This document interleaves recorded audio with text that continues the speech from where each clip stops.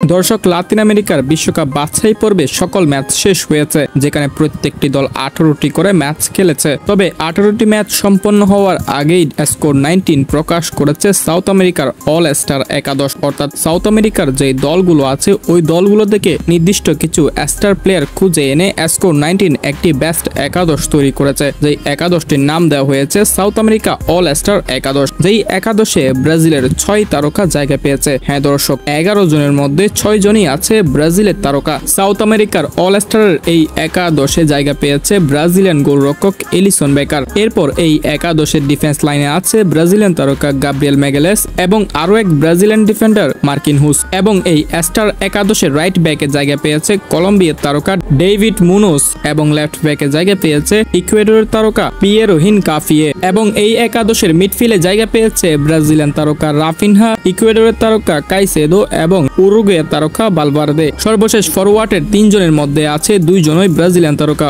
অর্থাৎ লেফট উইংয়ে আছে Vinicius junior, right উইংয়ে আছে রদ্রিগো এবং স্ট্রাইক লাইনে জায়গা পেয়েছে জুলিয়ানো আলভারেজ। হ্যাঁ দর্শক, সাউথ আমেরিকার অল স্টার একাদশে এই 11 জন তারকাকে রেখেছে স্কোর 90, যেখানে এই একাদশে 6 জনই আছে ব্রাজিলিয়ান তারকা। অর্থাৎ স্কোর 19 এই যুগে সাউথ আমেরিকার সেরা স্টার প্লেয়ার হিসেবে তাদের গণ্য করেছেন। এটি শুধুমাত্র সর্বশেষ আপডেট অনুযায়ী score 90 South American all star একাদশটি সাজিয়েছে।